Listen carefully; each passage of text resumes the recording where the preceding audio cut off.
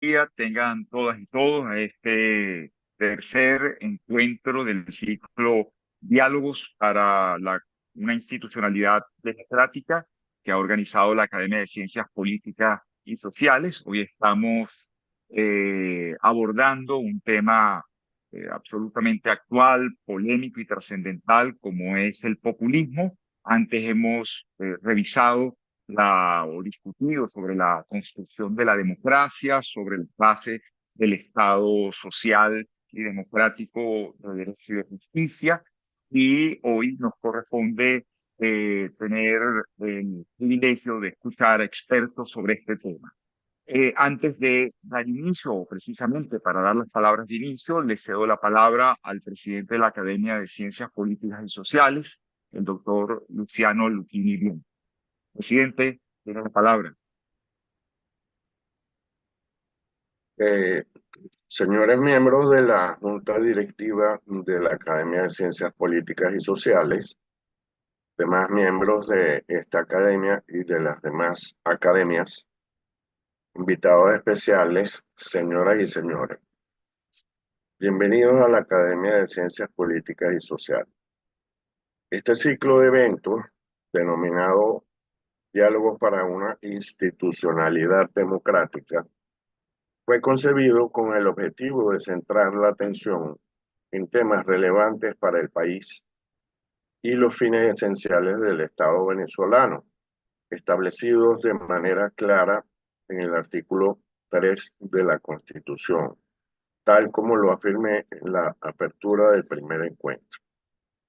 La defensa y el desarrollo de la persona y el respeto a su dignidad, el ejercicio democrático de la voluntad popular, el logro de la prosperidad y bienestar del pueblo y el cumplimiento de los principios, derechos y deberes reconocidos y consagrados en la Constitución. Hoy me corresponde instalar el tercer evento de este ciclo intitulado Populismo, Lecciones del Caballo de Troya, referido al fenómeno del populismo, el cual ha ganado relevancia en diversas partes del mundo en las últimas décadas. Se caracteriza por la idea de que la política debe representar la voluntad del pueblo frente a una élite o a los líderes de la oposición, según sea el caso, percibida como desconectada de las necesidades y deseos de la ciudadanía. Los líderes populistas suelen utilizar un lenguaje reductivo y simplista, apelando a las emociones y preocupaciones de la gente común, y prometen satisfacer cosas de difícil o imposible realización. Este fenómeno puede manifestarse tanto en la derecha como en la izquierda del espectro político, tal como lo afirma la profesora Nadia Urbinati de la Universidad de Columbia, Nueva York, en un artículo publicado sobre la teoría política del populismo. Cito: cuando nos referimos al populismo, nos referimos a un fenómeno global, proverbialmente difícil de definir. Se resiste a generalizaciones y hace que los expertos en política resulten comparativistas por necesidad, ya que su lenguaje y su contenido están empapados de la cultura política de la sociedad de la que surge. Un conjunto muy rico de análisis sociohistóricos nos permite situar al populismo dentro del fenómeno global llamado democracia, ya que su centro ideológico se nutre de las dos entidades principales, la nación y el pueblo, los cuales han alimentado la soberanía popular en la era de la democratización. El populismo consiste en una transmutación de los principios democráticos de la mayoría y el pueblo, cuyo objetivo es celebrar un subconjunto del pueblo como oposición de otro, a través de un líder que lo representa y un público que lo legitima. Esto puede hacer que el populismo choque con la democracia constitucional. Cierro la cita. Entonces, hay que percibir nítidamente que una cosa es el discurso del líder de un movimiento político que procura hacerse del poder en contra de élites enquistadas, y otra, la prédica de quien ya está colocado en la cumbre de la estructura y procura mantenerse en ella apelando a mecanismos claramente populistas y al un discurso de exclusión del otro.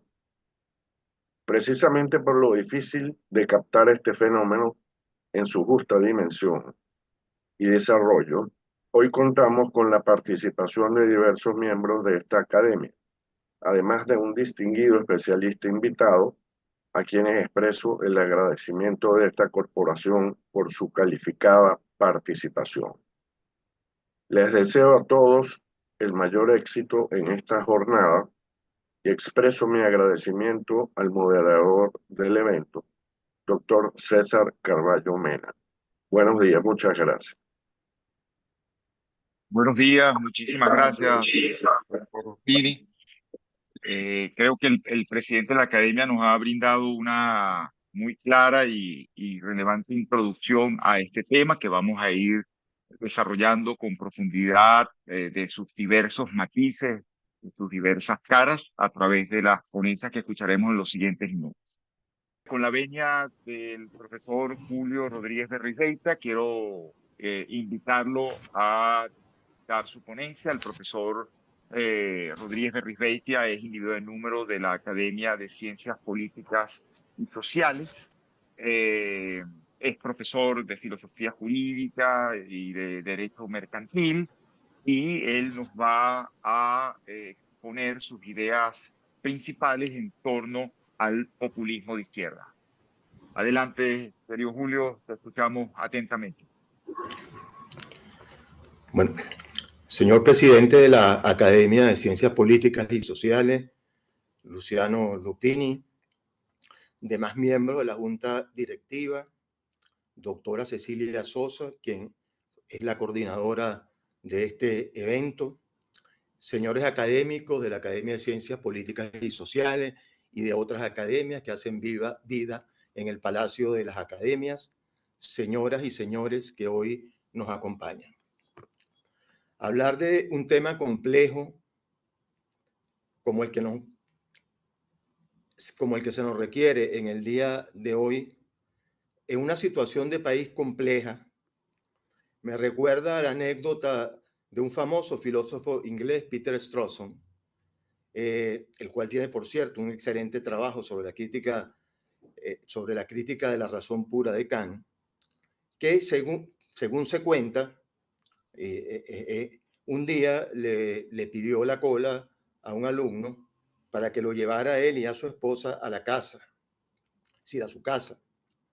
En el camino, el carro chocó con un camión y afortunadamente no les pasó mayor cosa, pero se preguntaron entre ellos mismos cuál fue el temor que les había suscitado tal experiencia. El alumno estaba aterrorizado frente a la posibilidad de haber matado a uno de los filósofos más importantes del mundo. La esposa del profesor tenía un cierto miedo de el daño que físicamente hubiera podido sufrir por dicho accidente. Y el filósofo le decía, y después se lo repetía a sus amigos, que el temor no es propio de un filósofo, siguiendo la tradición socrática. Pero en realidad, Strawson era un hombre enormemente prudente y la afirmación tenía en él un cierto valor filosófico y de mensaje al resto de la comunidad de la universidad donde trabajaba. En el día de hoy, a pesar de las limitaciones impuestas por el tiempo que tenemos disponible para compartir con ustedes, el tratar de entender, como decía Sellars, cómo las cosas en el más amplio sentido de la palabra se unen en el más amplio sentido del término, vamos en función de lo anterior hacer una introducción al tema del populismo. Ya el presidente nos ha dado algunas ideas interesantes, reforzaremos algunas de ellas, introduciremos otras. Vamos a hablar de una introducción al populismo, después vamos a hablar brevemente del populismo de izquierda y después vamos a dar o proporcionar algunas recomendaciones. Y todo eso vamos a tratar de hacerlo en el tiempo que se nos ha dado, para evitar la atención de nuestro muy estimado y querido académico Carballo Mena.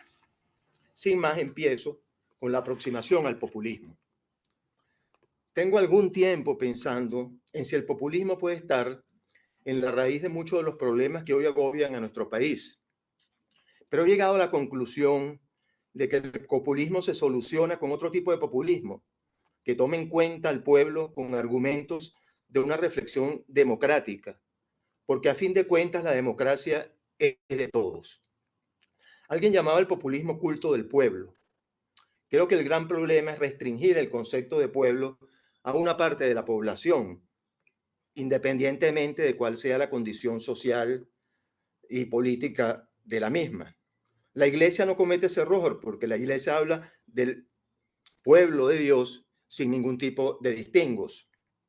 En el fondo, podemos estar frente a un esfuerzo político en el cual se hace un llamado al pueblo y a un culto del pueblo.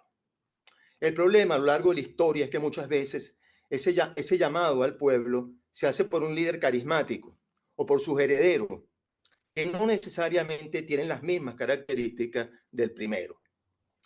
Creo que esa vida que asume la de otro es parte de las tragedias que hemos vivido en nuestro pueblo. A fin de cuentas, el populismo se ha inclinado o caído en la tentación de requerir la existencia de un líder carismático, el cual puede asumir la figura de un simple demagogo o de un dictador popular, o a lo sumo una combinación de los dos. Tal como señala la teórica política Margaret Canovant, el populismo es un llamado a la manifestación del pueblo más allá de las divisiones ideológicas y políticas. Es un fenómeno, como decía de alguna manera o insinuaba de alguna manera el presidente, es un fenómeno polimorfo, difícil de encuadrar. El llamado populismo político puede ser compatible con cualquier ideología de derecha o de izquierda. Ya hablemos de liberalismo, socialismo o comunismo, por no mencionar sino algunas posiciones en boga en el mundo de hoy. Para el profesor de Columbia University en New York, Bernard Harcourt, debemos distinguir entre los siguientes tipos de populismo. Populismo minimalista, que es una técnica política que se relaciona con la idea de la Constitución norteamericana de que todos son pueblo, lo cual se presenta como opuesto a las élites, es decir, es antielitista. En segundo lugar, un populismo como movimiento social. Él mismo critica, contesta, se opone al poder político gobernante, ya que lo considera elitista y no representativo del pueblo. Sin embargo, se opone al populismo en el poder cuando éste toma el poder y el gobierno. Hay un populismo autoritario, es un uso peyorativo quizás del término, que se sostiene en el argumento de que el populismo necesariamente tiende al autoritarismo definido como no pluralista e iliberal, si se transforma en populismo en el poder. En cuarto lugar, tenemos el populismo de la falsa ideología.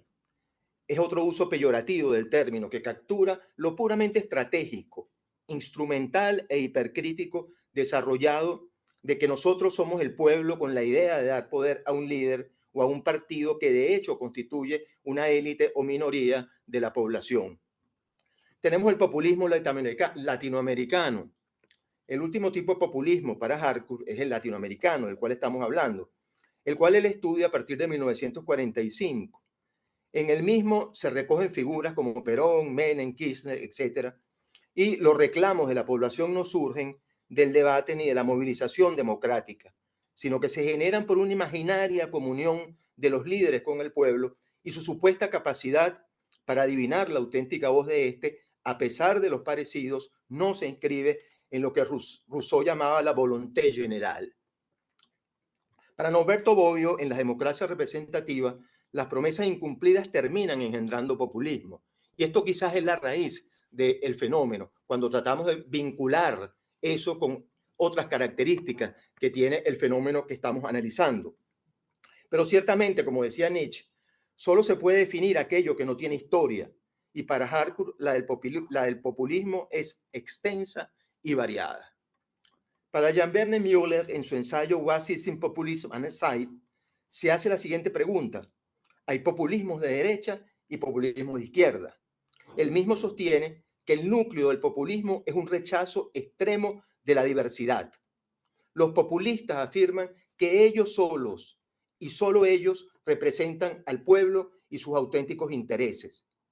¿Cómo se contrarresta el sofisma que le permite a un líder o grupo erguirse falsamente como representante único de la voluntad popular? José Fernández Vega, en un comentario de la obra de Müller, señala que el populismo se ha convertido en el término del momento. Para la prensa internacional, por supuesto, y para la opinión pública en general. Añade que también continúa rodeado de un halo de misterio para la teoría política, que ha visto fracasar uno tras otro los intentos de definirlo con algún grado de precisión.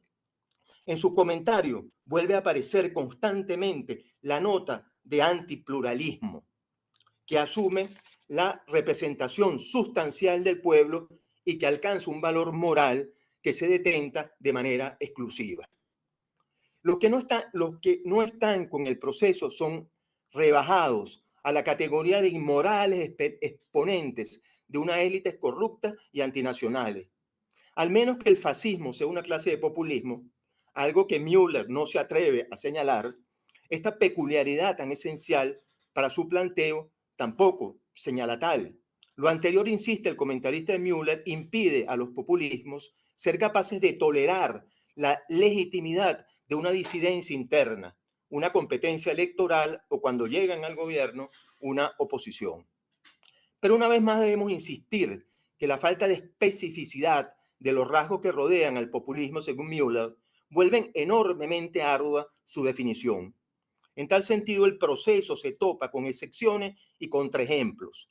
Se puede fácilmente, lo cual sucede muy a menudo, cometer errores a la hora de separar la voluntad de los que manejan el poder y la del pueblo. Lo anterior ha sido perfectamente documentado en la obra La razón populista de Ernesto Laclau.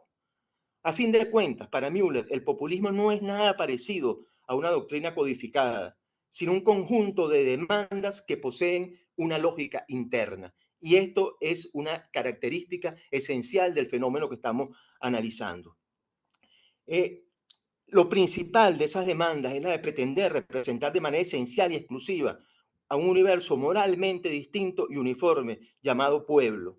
Los populistas no admiten que el pueblo sea un término de connotaciones ajenas, jurídicas e institucionales, o un resultado del agregado empírico de intereses expresados en guarismos electorales. Esta interpretación que Müller retoma de Hans Kelsen permitiría evitar la ilusión metapolítica en la que incurren los populismos. Personalmente he tratado de ocuparme del término ilusión en algunos de nuestros trabajos y uno que va a salir recientemente. La consecuencia es que mientras los demócratas incluyen a quienes no obtuvieron los votos para asumir el poder, los populistas proceden a estigmatizarlos como antipueblo y a excluirlos una vez que están en el gobierno. Pero no quisiera dejar pasar la oportunidad, porque se trata de algo conocido, intuido por todos, de las características que Müller asigna al populismo. Algunas pueden no estar, pero en general podemos hablar de caudillismo, exclusivismo, adanismo, como si el mundo hubiera comenzado con el líder del proceso, nacionalismo, clientelismo, estatismo, centralización del poder, funcionarios al servicio del poder, doble lenguaje y cero cordialidad cívica. Populismo de izquierda. Con las advertencias ya señaladas y con respecto a que el populismo puede vestir distintos trajes ideológicos, es decir, es como el agua que cabe en cualquier tipo de envase, asuma la forma que tenga, la doctrina acerca del mismo ha mostrado en tiempos posteriores a la Segunda Guerra Mundial un análisis profundo de lo que se ha llamado el populismo de izquierda. La filósofa belga Chantal Mouffe ha realizado un ingente esfuerzo intelectual por mostrar y revalorar un proyecto socialista que diera respuesta a la crisis del pensamiento de izquierda, tanto en su versión comunista como en su versión socialdemócrata. Ella ha abogado por un etos del populismo de izquierda, el cual se fundamentaría en igualdad, justicia social y soberanía popular, lo cual cabe tanto para un gobierno de derecha como un gobierno de izquierda. Enfatiza los valores de la democracia que se oponen al autoritarismo, la dictadura y la delegación. Su populismo es una forma de democracia radical que no es representativa ni delegativa. Sin embargo, la centralidad de la justicia social trata de abrazar a toda la población marginalizada y no excluye a las minorías. Es un populismo abierto, incluyendo a aquellos que se mueven en la derecha. Es posible diseñar un populismo de izquierda que pueda evitar las caídas de las experiencias históricas del populismo de izquierda, tal como las que hemos vivido recientemente en muchos países del mundo, inclusive el nuestro. Parece haber ciertamente en el fenómeno como tal, haberse perdido en muchos lugares ese contenido popular que dio origen a la idea original. A fin de cuentas, podemos todos con las enseñanzas de la historia preguntarnos si se puede evitar en esa forma de populismo las tendencias autoritarias, el clientelismo de masas y las distorsiones democráticas. Porque la democracia no es una cosa que solamente se dice, la democracia hay que vivirla. Y no hay otra manera de vivir la democracia sin un profundo consentimiento por parte del pueblo y un profundo conocimiento del rol que las instituciones juegan para poder soportarla. Y eso es enormemente importante. En el fondo, siempre estamos dispuestos a seguir apoyando una idea de populismo que esté sujeta a determinado tipo de condiciones. Yo estoy enormemente convencido de que en el mundo político, el mundo político está enormemente relacionado con el mundo social. Y que para poder hablar acertadamente de muchas de las cosas que tenemos frente a nosotros, hay que entender al pueblo del cual estamos hablando. Y sobre todo en la dinámica de cambio de ese pueblo en el mundo de hoy. El ejemplo de Venezuela es un ejemplo característico de ese pueblo. No es lo mismo el pueblo venezolano de hace 20 años que el pueblo venezolano o la población venezolana o los venezolanos, para decirlo en términos más amplios, que el que tenemos en el día de hoy. Creo que todos preferiríamos una forma distinta del manejo de la política, sea quien la detente en nuestro país.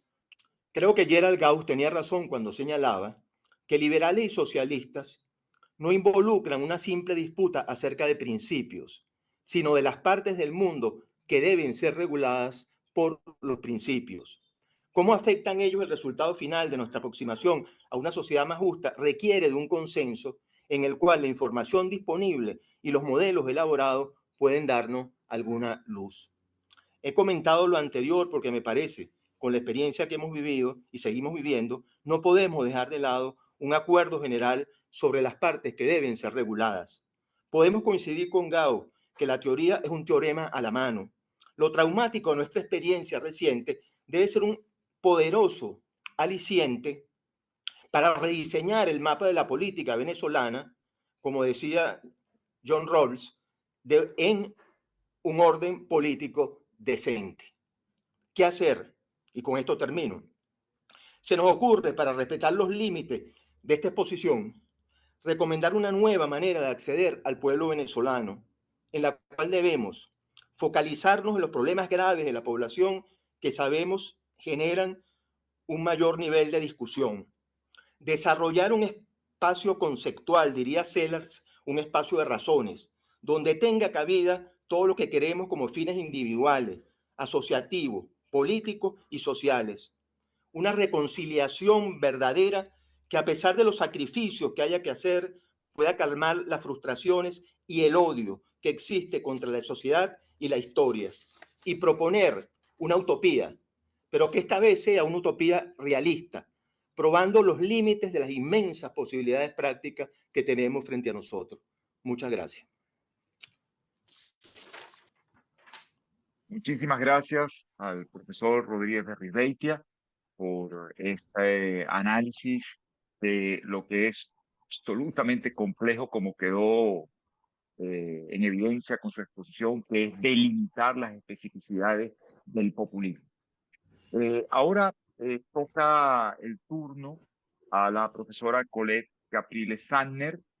Ella es individuo de número de la Academia de Ciencias Políticas y Sociales, es profesora de Sociología Política y Filosofía Política, y quiero, en nombre de los organizadores, reiterarle nuestro agradecimiento porque aceptó incorporarse en este bloque con muy poco espacio y con una valentía intelectual y con una camaradería, diría yo también. Lo aceptó de inmediato y va a ser verdaderamente un gusto y un lujo escucharlo. Adelante, Colette.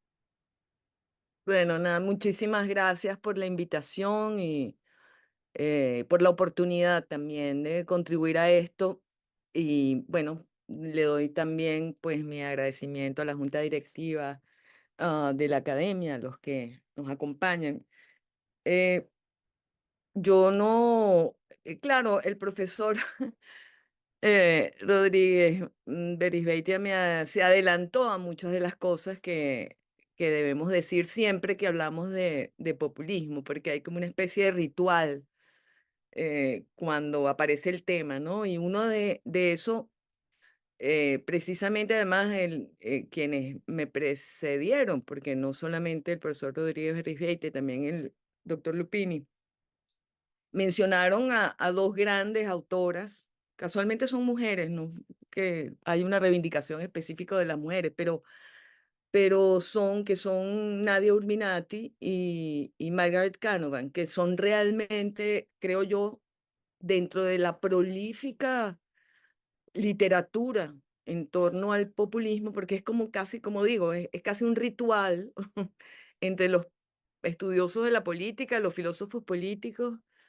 y los politólogos, intentar eh, mm, cortar el nudo gordiano del populismo, ¿no? Es decir, hay un reconocimiento y en verdad, además, recientemente se ha convertido en un tema de reflexión social acerca de esta complejidad del populismo, que es un fenómeno que aparece en todas partes y que, sin embargo, que ofrece mucha dificultad al pensamiento, ejerce una resistencia a ser pensado. Y eso, bueno, algo de lo que se ha mencionado hasta ahora tiene mucho que ver con eso y tiene que ver precisamente con lo que tiene que ver con la emocionalidad del asunto. Pero voy a tratar de entonces, eh, mm, como digo, voy a repetir algunas cosas que se han dicho ya, pero adelantar un poco en el tema de, bueno, esto de si existe o si se puede hablar de un populismo de derecha. Ya eh, partimos de una base común y es que el, no hay verdaderamente una ideología propia del populismo, ¿no? Pero bueno, vamos a ir aportando elementos para eso y ojalá podamos tener un tiempito para discutirlo luego, ¿no? Entonces, bueno, efectivamente, siempre hay que redefinir los términos y argumentar en torno a qué definición de populismo puede usarse para describirlo, ¿no? Lo cual nos lleva a que el único acuerdo realmente importante sobre el populismo es ese, ¿no? Es que es un fenómeno elusivo, es un poco como algunos filósofos del lenguaje dicen, es algo que podemos identificar al verlo, sabemos que existe, pero que se resiste, como dije, a ser pensado o a ser conceptualizado unívocamente. Quizás es porque no hemos llegado a tener todavía una teoría propiamente del populismo. Tenemos todavía, digamos, una fenomenología, porque eso es lo que es. El populismo es un fenómeno, es algo que aparece en muy distintos contextos y culturas. Y particularmente se hace difícil definirlo a partir del espectro ideológico. Quizás porque su naturaleza es más bien instrumental, ¿no? Es decir, el populismo aparece más como un instrumento para desplazarse en el espectro político que un, eh, momento definicional o ideológico, o una doctrina o una teoría. Ahora, el populismo es la sombra de la democracia realmente, ¿no? Ya lo decía el presidente con la cita de Urbinati.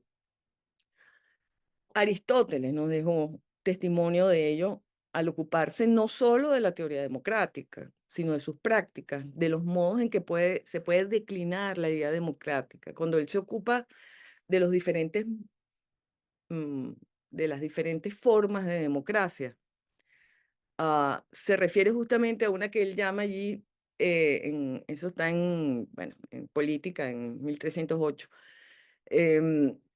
se refiere justamente a la forma más reciente y a la peor forma, ¿no?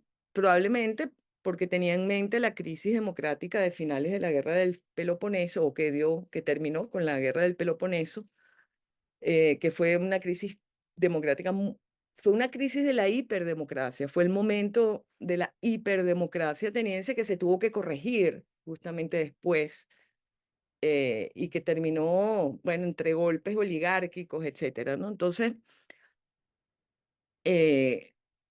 lo que dice Aristóteles es que cuando la elección de magistrados se deja en manos de la asamblea sin condición censitaria, es decir, la asamblea democrática, popular, en la que todos los ciudadanos tienen voz, ah, cito, los candidatos ambiciosos se comportan como demagogos y llegan al punto de hacer del pueblo el amo de todo, incluso de las leyes.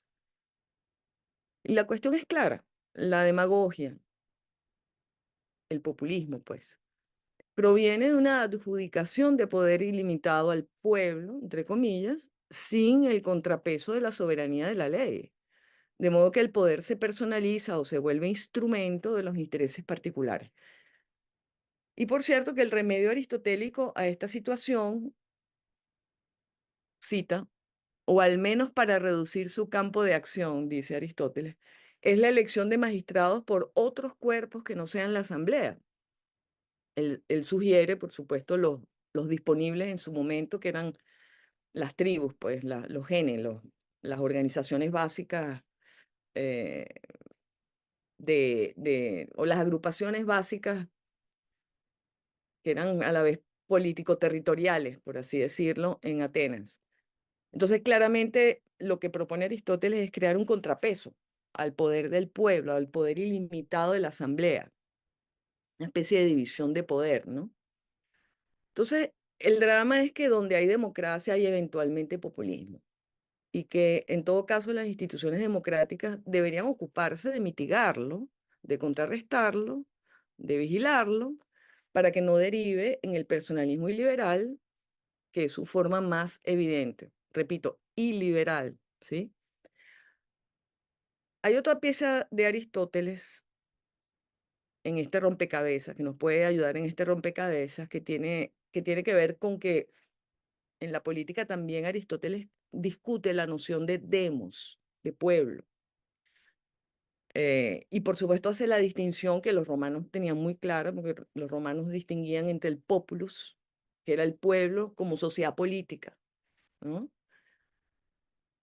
Y plebe, que era la forma multitudinaria, la multitud que se opone a la élite.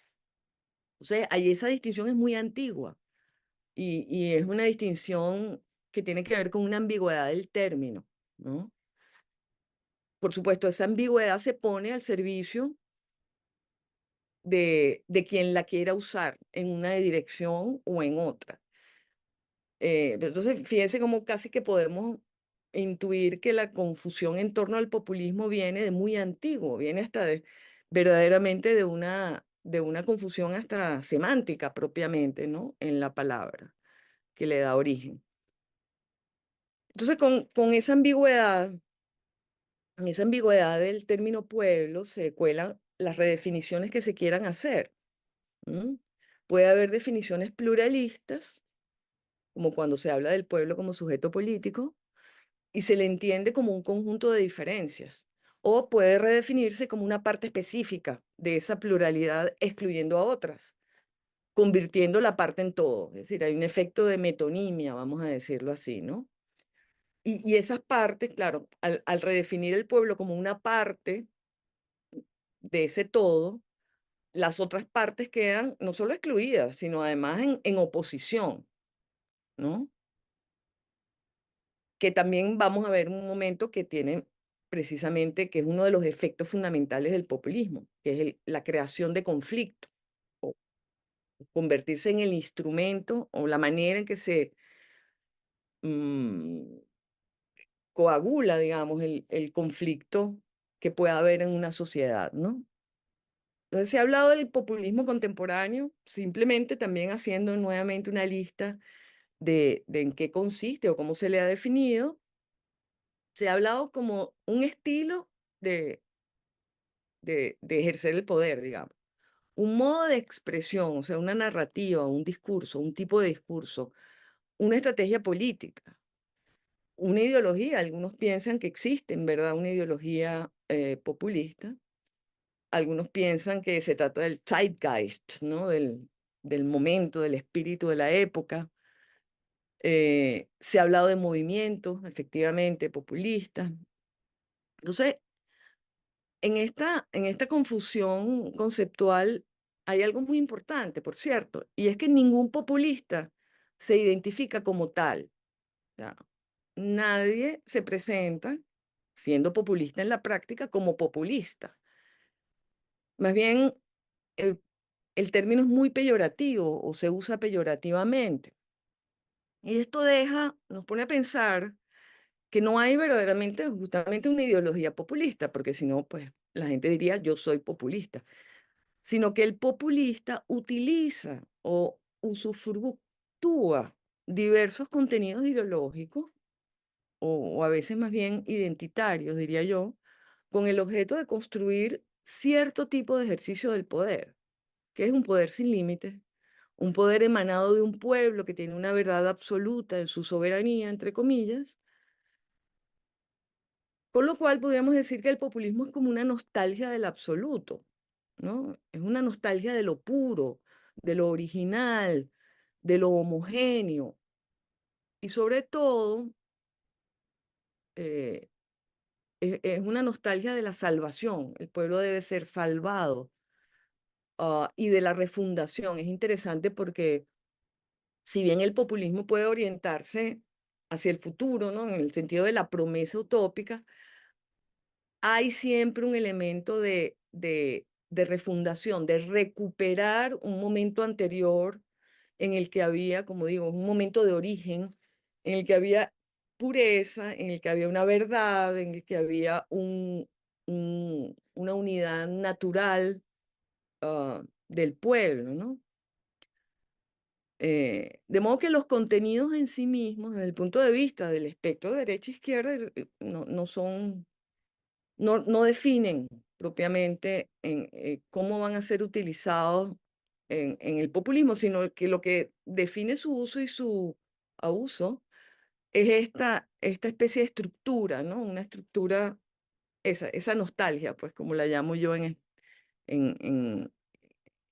como la acabo de mencionar, ¿no? Entonces, de verdad la distinción entre populismo de izquierda o de derecha es relativamente anecdótica, conceptualmente, ¿no?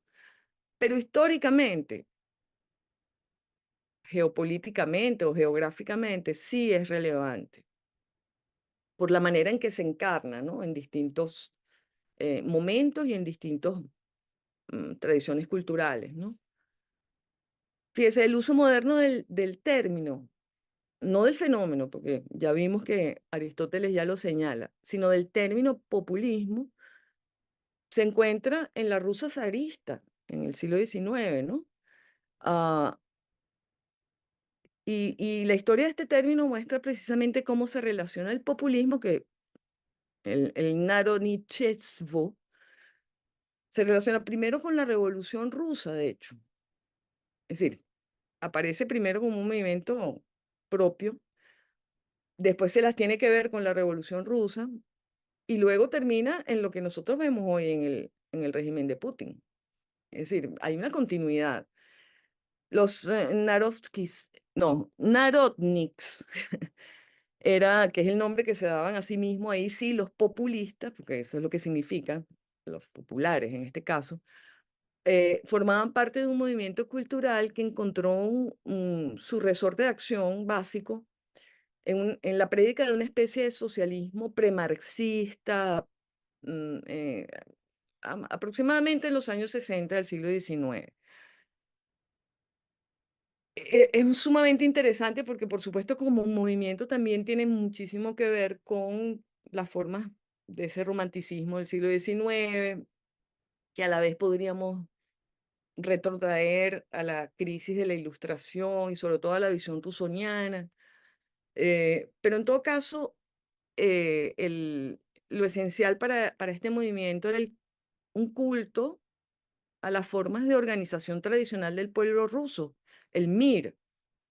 El MIR es la comunidad o la comuna propiamente, ¿no? Pero una comuna, digamos, espontánea, natural, original, rusa. Y por supuesto un culto al espíritu nacional originario de la Santa Madre Rusia, ah, del campesino, de la vida de la tierra, ¿no? Ah, y básicamente, además, era contencioso, ¿no? Era un movimiento contencioso en el sentido de que se oponían los valores populares a la alta cultura de la ilustración, ¿no? Digamos, al mundo ilustrado que se había desarrollado en la Rusia a finales del siglo XVIII, justamente con el despotismo ilustrado al estilo de Catalina la Grande, etcétera, ¿no? Entonces, esos valores populares se articulaban sobre eso, sobre un sentido nativista, originario, todo para el pueblo, ¿no? El bienestar es el bienestar del pueblo. La definición de lo que el pueblo merece es esa, y todo desde el pueblo. Y ahí es donde hay también algo muy interesante, y es que el pueblo es la fuente de los valores morales, de la verdad moral y de la historia, ¿no? Eh, entonces, básicamente, a partir de este movimiento como de recuperación moral, también se vinculan estos populistas, estos narodniks, a una religión natural. De hecho, además se oponían a la religión organizada de la Iglesia Ortodoxa, etcétera, ¿no? Ah, pero tenía un sentido teológico profundo, porque era la idea de una vuelta a la naturaleza, ¿no? Como origen de todo. E incluso muchos jóvenes, yo diría que fue como el primer movimiento hippie, ¿no? Porque muchos jóvenes abandonaron sus casas, sus hogares pudientes, burgueses, etcétera, para adoptar la vida de sacrificio de los campesinos, que era durísima, ¿no? Y algunos hablan incluso de kenoticismo, ¿no? De la idea esta esa doctrina cristológica que tiene que ver con eh, la renuncia que hizo Cristo al asumir su condición humana, ¿no? Entonces, aquí hay un elemento que, como digo, estamos hablando de un origen remoto, vamos a decirlo así, del concepto, pero que yo creo que mirándolo estructuralmente es importante, ¿no? Hay un elemento teológico en todo esto, en el populismo, ¿no?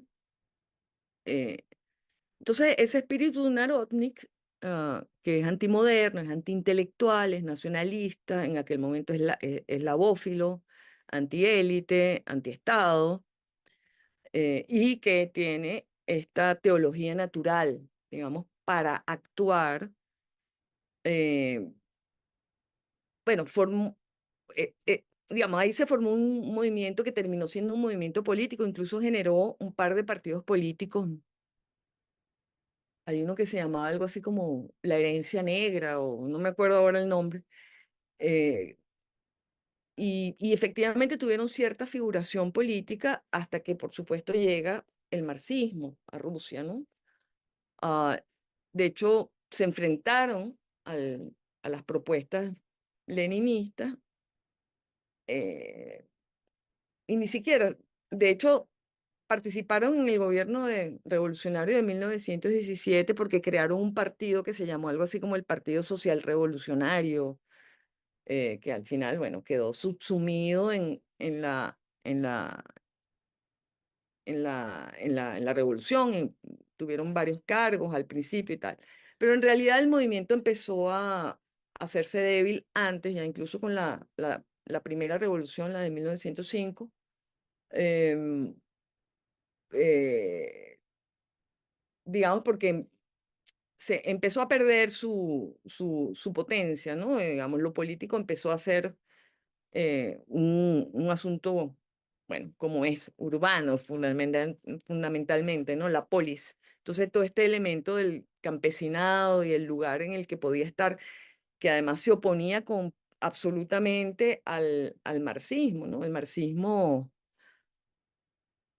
marxismo, digamos, no consideraba de ninguna manera que el pueblo podía ser algo así como un detentor de la verdad, ¿no? La verdad marxista es una verdad científica, ¿no? No teológica en todo caso, aunque sí lo es, en mi opinión, pero bueno. eh, claro, y se oponían además al énfasis modernizador, ¿no? Del proyecto, sobre todo del proyecto leninista, que era eventualmente, pues, terminó siendo un proyecto de modernización hasta forzada, ¿no? De la sociedad rusa. Entonces hubo una especie de confluencia histórica, o una asimilación histórica más bien del populismo originario con el proyecto revolucionario eh, leninista. Eh, bueno, ahí hay una discusión también, de nuevo, cómo quedan esos elementos populistas finalmente dentro de la práctica, tanto del socialismo real como del socialismo soviético, perdón, como de otros socialismos, el maoísmo, etcétera, ¿no? Pero bueno, ese populismo también alimenta, o sea, esa confluencia del populismo con el leninismo termina también inspirando, aunque sea indirectamente, al fascismo italiano y al nazismo temprano.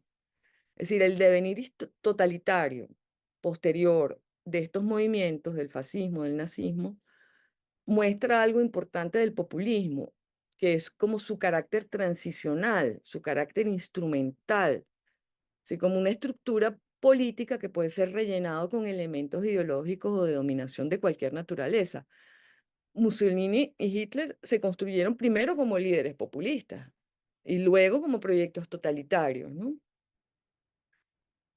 Y esto también significa, por cierto, que no todo populismo obviamente es totalitario, ni que todo totalitarismo es populista, ¿no? Evidentemente. Una distinción que vale la pena hacer de todos modos.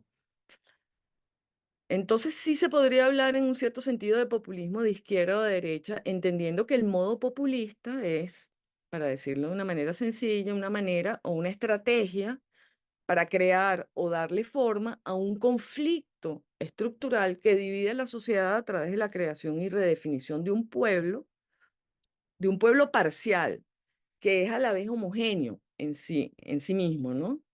Y es homogéneo en su sabiduría, en su verdad, en su sentido moral, en esos atributos esenciales, ¿no? Por supuesto, un pueblo del cual el único intérprete, cuyo único intérprete es el líder, y que se opone a las élites corruptas, a las élites inmorales, para todo lo cual se sirve de ciertas fichas discursivas, unos tokens, digamos, ¿no? Que son intercambiables en todo el espectro político. Es decir, esto que yo acabo de mencionar, sí, que haya un conflicto, que haya una redefinición del pueblo, que ese pueblo a la vez es el depositario de una cierta pureza, ¿ah? De una cierta verdad, eh, una cierta verdad, no, la verdad. Esos son elementos a los que se les puede poner, son fichas que uno puede rellenar con distintos contenidos específicos, ¿no? Ah, o sea, que el régimen derivado de una estrategia populista, sea de derecha o de izquierda, no depende de su carácter populista como tal, sino de la estructura y de los contenidos del conflicto que se crea y que sirve para movilizar una base de apoyo popular hacia un proyecto iliberal, hacia un proyecto autoritario. Ahí, digamos, yo particularmente creo que un populismo no autoritario, bueno, voy a terminar con esto y después hago un comentario sobre eso, porque bueno, tenemos el antecedente en Venezuela mismo, ¿no? De Juan Carlos Rey, que en realidad define al sistema democrático venezolano como un sistema, lo que él llamó el sistema populista de conciliación de élites, lo cual es como lo contrario del populismo, por cierto. Pero bueno, si tenemos chance, lo comento luego, porque quería terminar Sería, aquí de esta sería característica. sería 5 minutos, Por por eso, favor, ¿oíste? ya Gracias. veo, siempre pasa lo mismo, uno escribe, pero me queda un párrafo, así que, bueno, mentira, me queda una página, pero bueno.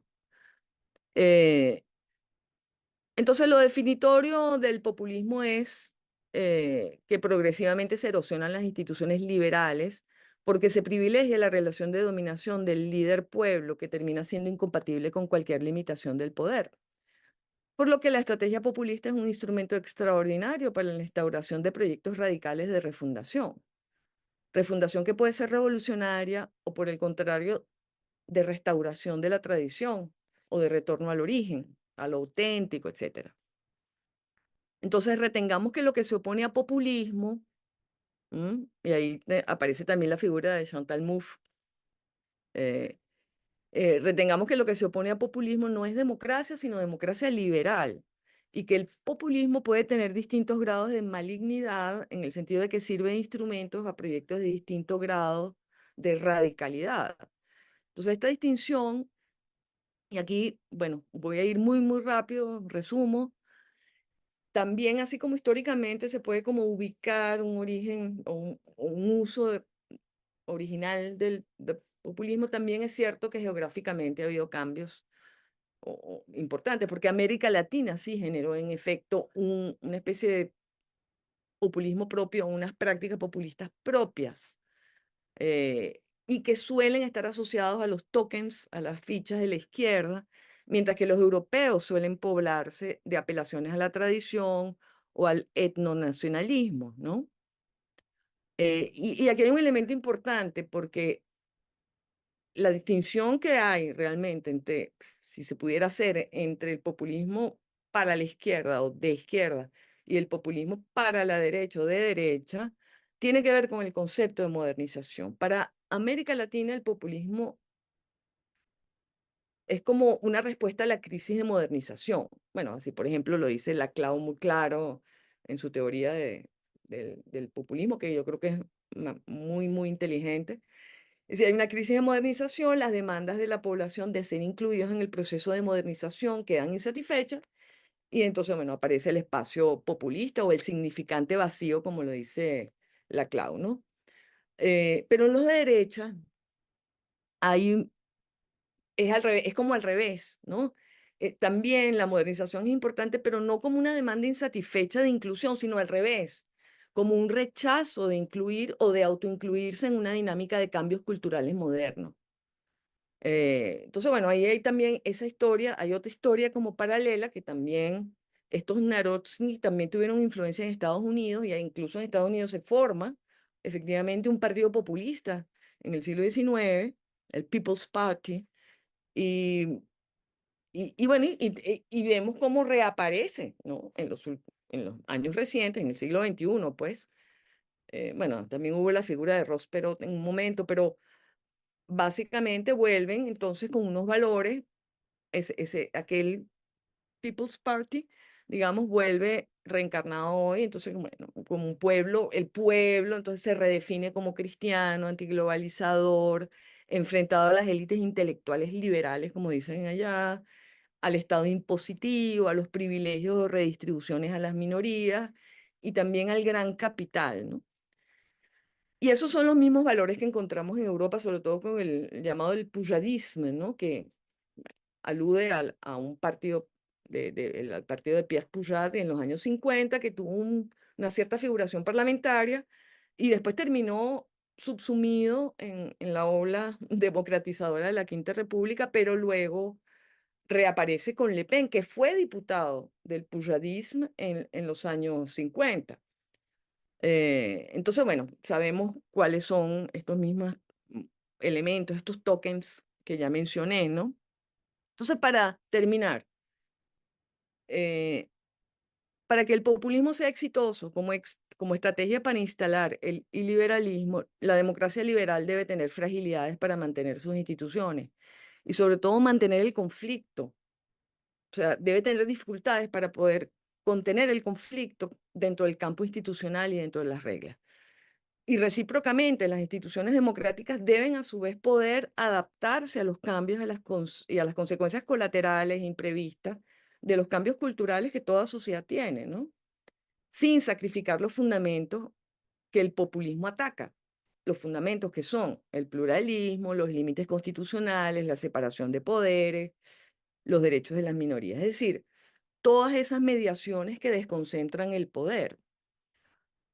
El populismo, en cambio, quiere concentrar el poder y recobrar una unidad imposible que represente los verdaderos intereses o anhelos del pueblo en contra de las élites, o en contra de un enemigo, del otro que amenaza la existencia del pueblo, que siempre merece ser salvado, y de ahí ese elemento trascendental o religioso, que incluso a veces es apocalíptico, ¿no? Tiene que ver como con el fin de los tiempos. Bueno, hasta ahí lo dejo y ojalá tengamos chance de comentar algunas de estas cosas. Muchas gracias. Gracias a ti, Colette, por esta interesantísima ponencia sobre un paso más de este rompecabezas del populismo. Me pareció esta parte final, entre otras muchas, muy interesante, cómo la democracia liberal, si quiere preservarse, tiene que estar dispuesta a gestionar idóneamente la conflictividad interna. Me parece que es una lección muy interesante. Eh, Voy a dar la palabra entonces ahora al profesor Luis Lauriño. El profesor Lauriño es investigador del Instituto de Investigaciones Económicas y Sociales de la Universidad Católica Andrés Bello, profesor en la Escuela de Relaciones Industriales. Eh, He tenido el privilegio de investigar y publicar con él.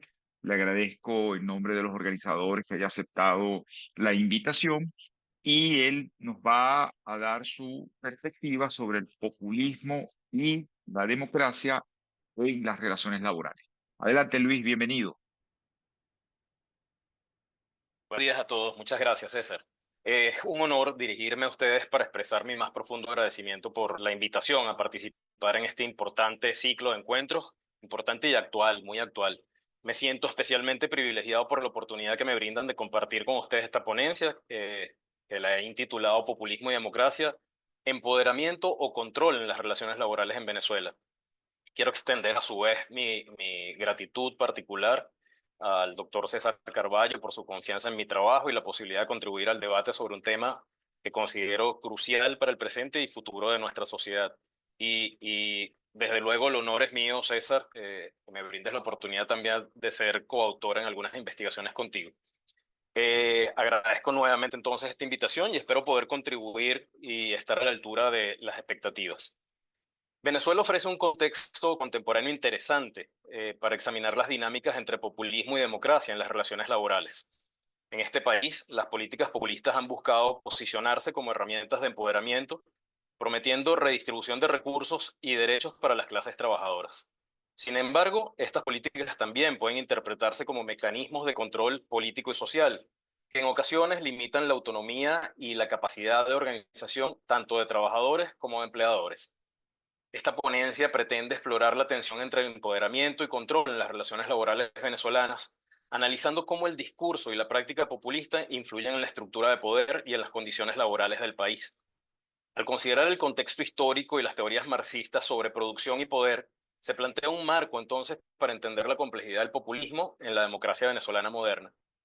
Entonces, vale la pena destacar que existe una estrecha relación entre democracia y relaciones laborales, particularmente evidente para bien y para mal en el proceso histórico de modernización de las estructuras políticas, económicas y sociales de la Venezuela contemporánea.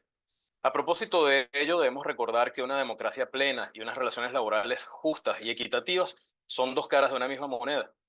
Los derechos laborales garantizan la dignidad de los trabajadores, mientras que la libertad de empresa permite a los empleadores contribuir al desarrollo económico. Así, la participación de todos los actores en la toma de decisiones y el diálogo social fortalecen la democracia y promueven la paz social. Por ello, el Estado, como garante de un marco legal justo y promotor del diálogo, es clave para equilibrar los intereses de todos y asegurar la justicia social.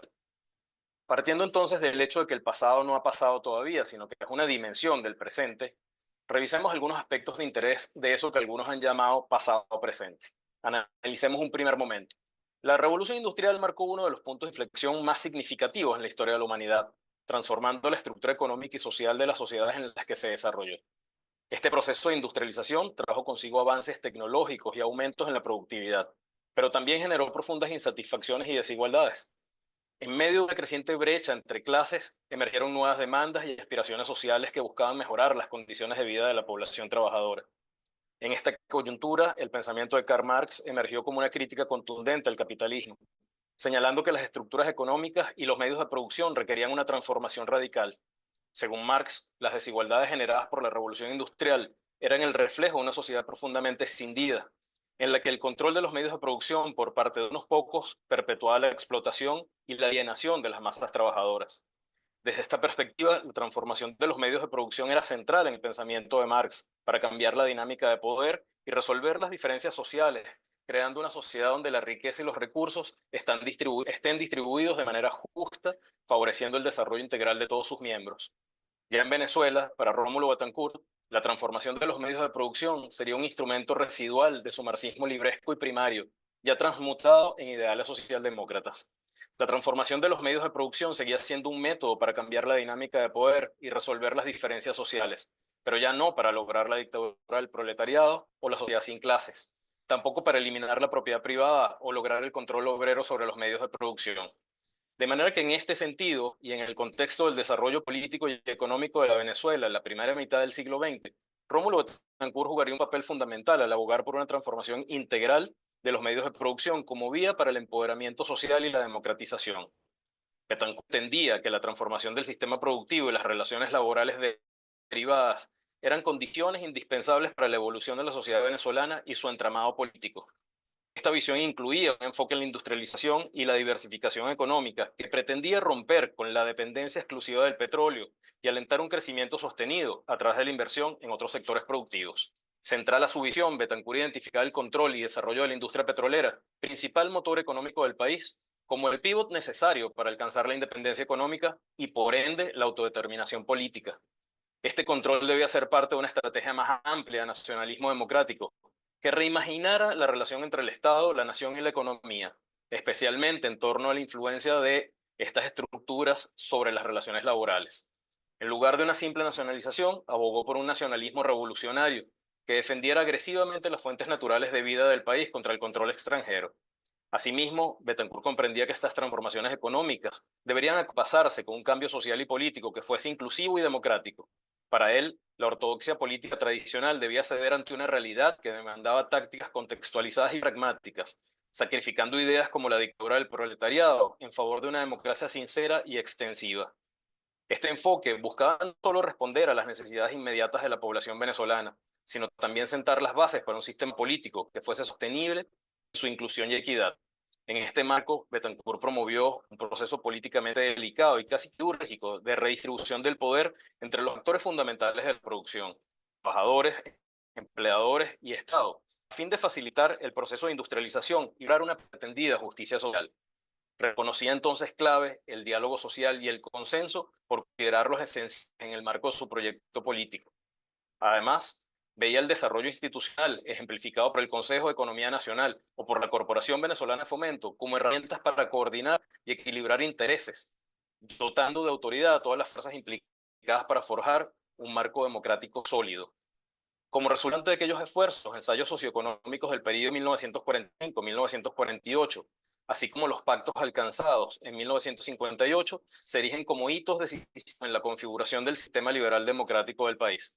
Durante este periodo significativo, la política venezolana apostó por un enfoque centrado en el diálogo social y el consenso, buscando no solo estabilizar el recién establecido sistema democrático, sino también transformar profundamente los medios de producción.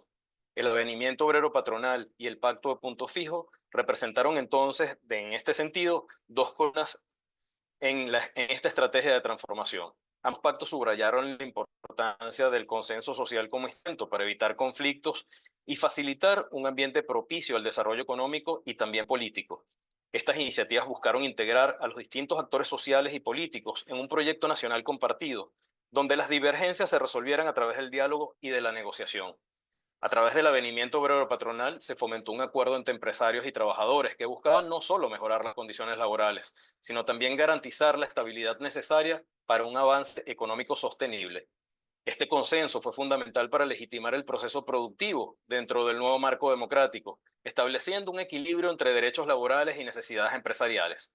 De forma complementaria, el Pacto de Punto Fijo estableció un acuerdo político amplio entre los principales partidos del país, asegurando un compromiso por la defensa y el mantenimiento del sistema democrático frente a posibles intentos desestabilizadores, pero también en relación al impulso al desarrollo industrial y la diversificación económica del país, cuya base había sido la transformación de los factores de producción. Así, esta alianza política ofreció un marco de estabilidad que permitió la implementación de políticas de modernización y diversificación de la economía venezolana, basadas en el principio reinterpretado, esta vez, de la siembra del petróleo, que Betancur habría impulsado con el fin de redirigir los recursos hacia el desarrollo industrial y social del país. En conjunto, estos pactos simbolizaban un esfuerzo por instaurar un modelo de gobernanza que veía en el consenso y la cooperación intersectorial un camino sólido hacia un sistema democrático robusto y sostenible. Entonces, la introducción y sostenimiento en Venezuela del sistema liberal democrático no se percibía solo como un cambio político, sino como una transformación estructural del país asentada en la colaboración y el diálogo constructivo entre las diversas fuerzas de la sociedad, entre ellas las de la producción. Más allá de que autores como Daniel Hellinger, quien en su libro Venezuela, Tarnished Democracy del año 2007, reconoce elementos populistas en el discurso y las políticas de Betancourt, especialmente en su énfasis en la justicia social y la movilización de las masas, o como Terry Lee Carr, quien en The Paradox of Plenty, Oil Booms and Petrostates del año 1997, argumentara que Betancourt se había distinguido de los líderes populistas clásicos al priorizar la institucionalidad democrática y el pluralismo político, aquel proceso de transformación iniciado de forma primaria entre 1945 y 1948 y continuado, corregido y reforzado a partir de los años 60, marcó un punto de inflexión en la historia económica y social del país. En este sentido, los datos revelan un crecimiento económico robusto, acompañado de una transformación profunda en la distribución del ingreso. Las reservas internacionales se recuperaron de 571 millones de dólares en 1961 a 2.401 millones en 1973, evidenciando con ello una estabilidad macroeconómica creciente. El ingreso nacional experimentó un aumento notable, pasando de 16.782 millones de bolívares a 61.674 millones, con un crecimiento interanual del 8,5%. Sin embargo, el logro más destacable fue la reducción significativa de la desigualdad. El 5% más rico de la población vio su participación en el ingreso total contraerse del 67% en 1957 al 20% en 1973. Paralelamente, el 50% más pobre aumentó su participación del 6% al 19%, reflejando un avance hacia una sociedad más justa y equitativa. El sector industrial se expandió, impulsado por un aumento del nivel educativo de la fuerza laboral y una mayor inclusión de las mujeres. Venezuela también superó sus pares regionales y desarrollados en indicadores sociales clave, consolidando los logros de este periodo transformador. En suma, estos datos evidencian que la nueva era democrática no solo impulsó el crecimiento económico, también sentó las bases para un desarrollo más equitativo e inclusivo de la sociedad venezolana. Veamos un segundo momento. Así como la combinación de elementos populistas y socialdemócratas en el gobierno de Rómulo Betancourt reflejan las tendencias de la época en América Latina sobre unas bases reales de insatisfacción de demandas sociales incumplidas, se puso en marcha a partir de 1999 un nuevo proceso de cambio en el país, pretendidamente estructural e inserto en lo que algunos teóricos han denominado como neopopulismo. Recuerda en este sentido Michael Conniff en el año 2003 que, y cito, una cosa que había cambiado en los años 90 en América Latina es que los ajustes económicos estructurales de los años 80 dejaron a muchas personas en un estado muy vulnerable. Los llamados marginales, los trabajadores del sector informal, las personas que no tenían sindicatos, que no tenían contratos de trabajo, eran trabajadores informales. Y ese sector había crecido mucho en América del Sur en los años 80 y representaba una población que no tenía protección, que no tenía quien la cuidara. Por lo anterior, los neopopulistas podían apelar a la población que no había sido incorporada aún en el sistema político y apelaron a los más pobres, a los desprovistos. Y cierro la cita. Venezuela no quedaría entonces al margen de esta situación. Son muchas las evidencias que dan cuenta del gradual resquebrajamiento de aquel, vamos a llamarle modelo, desde finales de los años 70 hasta hacer aguas por completo en la década de los 90. De manera que en el marco de una lógica de continua y ruptura, utilizando la idea del historiador Germán Carrera Damas, así como en alineación con nuestro pasado presente, el proceso de cambio político representado por la autodenominada Revolución Bolivariana y liderado por el teniente coronel Hugo Chávez Frías, siendo una proyección reactiva de la izquierda borbónica, como le llamara Teodoro Pekov, que no aceptó la derrota ideológica, política y militar que supuso la instauración y desarrollo del modelo liberal democrático en el país desde la década de los 60 y hasta finales del siglo XX, insurgiría para aprovechar lo que en el antiguo lenguaje del marxismo llamaron las condiciones objetivas, utilizando para ello como herramienta un populismo de nuevo cuño, el neopopulismo como soporte más retórico que ideológico. Para Arenas y Calcaño en el año 2006, en la autodenominada Revolución de Octubre, sí, se mezclaban estrechamente dos ejes aparentemente distantes o contradictorios. Por una parte, la reivindicación del pueblo, entendido a priori como los más pobres, los campesinos, los analfabetas, hasta ese momento por ciento excluidos del voto. Y por la otra, la modernización basada en la industrialización, dirigida por un Estado fuerte, pero dentro de un marco explícitamente capitalista. Esta aparente contradicción es, por supuesto, característica de los populismos de los años 40 y era intensamente denunciada por los partidos comunistas, quienes la consideraban una traición a los orígenes marxistas de muchos de estos actores y partidos populistas. Cierro la cita. De manera que el proceso que se iniciaba a partir del año 1999 contenía en sus raíces una cuenta que saldar. Apelaba entonces a un proceso de desmontaje del sistema liberal democrático desde sus bases. Es decir, la concertación, representada particularmente en este caso por el avenimiento obrero patronal y el pacto de punto fijo. Llegado entonces al poder el teniente coronel Hugo Chávez Frías, para algunos expertos un neopopulista que se caracterizaría por el uso de la retórica antineoliberal y prosocialista, prometía, como señala Arenas y Calcaño, y vuelvo a citar, más que un simple cambio de gobierno, una recomposición radical del sistema político, bajo el supuesto básico de que tal recomposición solo era posible con un desplazamiento total de los liderazgos tradicionales, y especialmente, por supuesto, los de ADE y COPEI. Cierro la cita. En palabras de Laclau, en el año 2005, cito, el populismo se presenta a sí mismo como subversivo del estado de cosas existente, y también como el punto de partida de una reconstrucción más o menos radical de un nuevo orden, una vez que el anterior se ha debilitado. Cierro la cita. Aquel desplazamiento requería entonces, entre otras medidas, concentrar esfuerzos en la transformación de los medios de producción y del sistema de relaciones laborales como mecanismos de intervención económica y social, es decir, una reestructuración radical de las relaciones socioeconómicas y políticas del país, en la que el argumento central de la retórica de relacionamiento entre el líder carismático y amplios sectores de la sociedad venezolana será el logro de la justicia social. Las relaciones laborales se convierten así en un campo crucial de intervención política, donde se materializan las tensiones entre las promesas de empoderamiento de los trabajadores y las necesidades de control estatal para implementar un proyecto político más amplio. Así las cosas, el proceso de transformación del sistema socioproductivo y laboral se pondría en marcha a través de diversos mecanismos estratégicos, políticos y normativos desde el año 1999 en el marco del llamado socialismo del siglo XXI. A saber, 1. El Plan de Desarrollo Económico y Social de la Nación 2001-2007, que promovería una mayor participación del Estado y nuevas formas corporativas para avanzar hacia una economía mixta.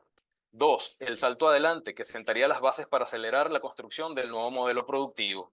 3. La propia reforma constitucional y la ley habilitante del año 2007, que plantearían la subordinación de la propiedad privada a la propiedad social y el desarrollo de la economía popular, introduciendo a su vez la organización comunal, además de permitir la reforma de la Ley Orgánica del Trabajo. 4. El primer Plan Socialista de la Nación 2007-2013, que estableció abiertamente ya el desarrollo de un nuevo modelo productivo socialista y la transformación de las relaciones de producción. Y 5. El Libro Rojo del PSUV, resultante del tercer Congreso del Partido Socialista Unido de Venezuela, realizado en el año 2010, con la eliminación de la propiedad privada de los medios de producción esenciales y la reducción progresiva y creciente del sistema de producción, hasta su eliminación definitiva de la explotación del trabajo ajeno, entre otros. A partir de este marco se pusieron en marcha un conjunto de intervenciones y transformaciones específicas en el sistema socioproductivo y de relaciones laborales que comprendieron factores como la intervención sobre el marco normativo, así como medidas de impacto sobre el rol del Estado y su institucionalidad, los trabajadores y los empleadores. Por ejemplo, la reforma de la Ley Orgánica del Trabajo, los trabajadores y las trabajadoras, fue clave para avanzar en la transición hacia el socialismo bolivariano, priorizando los objetivos políticos sobre los técnicos laborales. El Estado asumió un papel más centralizado y expansivo, aumentando su control sobre las organizaciones sindicales y la economía en general. Este cambio estuvo vinculado con la estrategia de consolidación del poder estatal, que buscaba reducir la independencia de los actores laborales. La concentración de poder en el Ejecutivo no solo aceleró las transformaciones económicas, sino que también definió un marco normativo que sustentó esa transición. Este entramado legal, desarrollado gradualmente desde 1999, se convirtió así en la base que legitimó la intervención estatal y la reconfiguración de las relaciones de producción. La Ley Orgánica del Trabajo y otras normativas similares no se centraron en cumplir con objetivos estrictamente laborales. En cambio, su propósito principal fue facilitar la implementación de la agenda política del régimen, asegurando el control absoluto sobre el sistema de producción y neutralizando las amenazas potenciales al poder bolivariano. El caso de los trabajadores es emblemático, pues a pesar de la retórica pro trabajador, las medidas interventoras determinaron un incremento significativo en la precariedad laboral, con formas de empleo más inestables y una reducción efectiva de los derechos laborales, como las restricciones en el derecho a la huelga, la criminalización de la protesta, el sicariato sindical, entre muchos otros. En el caso de los empleadores, se intensificaron las regulaciones y el control. Los empleadores enfrentaron un entorno regulatorio más restrictivo, con mayores controles estatales en sus operaciones. Queda a su vez en evidencia el incremento significativo en las obligaciones y restricciones que debían cumplir, afectando su autonomía y capacidad de gestión. Complementando estas medidas están las políticas de nacionalización, expropiación y estatización de empresas puestas en marcha a partir del año 2002. Esto no solo impactó directamente a los empleadores cuyos negocios fueron expropiados o nacionalizados, sino que también creó un clima de incertidumbre que afectó las decisiones de inversión y operación de otros sectores privados. Entonces, la relación entre el sector privado, y el Estado se volvió más compleja y a menudo conflictiva. Muchos empleadores se enfrentaron a desafíos significativos para operar bajo las nuevas normativas, lo que resultó en un ambiente de negocios menos favorable y de absoluto control oficial. En este contexto, la idea de eliminar la propiedad privada de los medios de producción pasó de ser una parte del discurso oficial a una acción calculada y metódica. Aunque inicialmente subestimada por diversos sectores, el régimen continuó avanzando, concentrando el poder socioproductivo cada vez más en el gobierno. Este cambio facilitó una transición de un modelo tripartito hacia una estructura hegemónica controlada por un único actor, el Estado. De manera que las transformaciones socioproductivas derivaron en un sistema marcadamente corporativista, con un alto control o cooptación de las organizaciones laborales, incluyendo las sindicales y las gremiales, a los fines de mantener altos niveles de dominación y limitar la disidencia, restringiendo con ello la autonomía de los trabajadores y su capacidad de influir en las políticas públicas, y anulando cualquier posibilidad de establecer un diálogo social genuino, donde gobierno, empleadores y trabajadores negocien en igualdad de condiciones, base fundamental de un sistema democrático. En este marco, las políticas socioproductivas de control, como la intervención directa del Estado sobre la negociación colectiva, acompañadas de un conjunto de políticas económicas neopopulistas, han resultado en una crisis estructural que ha erosionado el poder de negociación de trabajadores y empleadores. De manera que, pasando de la revisión cualitativa a los datos, podemos observar un conjunto de indicadores que caracterizan el proceso de transformación iniciado en el año 1999. Durante esta etapa se observó un comportamiento fluctuante en el crecimiento del Producto Interno Bruto, comenzando con una tasa de crecimiento positiva del 5,97% en el año 1999, que eventualmente se tornó negativa, alcanzando un menos 3,89% en el año 2014. Esta disminución señala un declive económico significativo que coincide con la implementación de las políticas socioproductivas y económicas arriba señaladas. La inflación, una constante en el panorama económico venezolano, experimentó un aumento alarmante e inédito, constituyéndose en una de las más largas de la historia moderna en el mundo, solo superada por las de Nicaragua entre el 86 y el 91 y la de Grecia entre 1941 y 1945. En 1999 la tasa inflacionaria se situó en nuestro país en un 20%, pero se tornó en hiperinflación en enero de 2017, registrando un 55,6% mensual. La inflación anualizada alcanzó más de 130.000% al cierre de 2018, hasta dispararse a un desorbitado 196,6% de inflación mensual en enero de 2019, reflejando con ello el impacto de los controles estatales sobre la economía y los efectos de una productividad decreciente. Otro indicador crítico, la tasa de desempleo, mostró una tendencia particular con un 14,51% en 1999, pero que sorprendentemente descendió a un 5,53% en 2023. Sin embargo, este descenso no necesariamente se tradujo en una mejora de las condiciones laborales, sino en un significativo aumento en la informalidad y la intervención estatal en el mercado laboral. Ya para finalizar, el análisis comparativo de la experiencia venezolana muestra dos momentos distintos en la relación entre populismo y relaciones laborales. El primero buscó el empoderamiento social a través del diálogo y el consenso, logrando un crecimiento económico con una significativa reducción de la desigualdad que permitió introducir y sostener la democracia. El segundo centralizó el poder en el Estado, debilitando a los actores sociales y llevando a una crisis que, incluyendo un alto grado de precariedad laboral y un dramático proceso de desindustrialización, desembocó en una crisis humanitaria compleja. Por último, y citando a su voz, tendremos que concluir que la democracia no es solo un conjunto de instituciones, sino también un conjunto de prácticas y valores que deben ser cultivados y defendidos de manera permanente. Muchísimas gracias. Muchísimas gracias a ti, Luis, por esta excelente ponencia.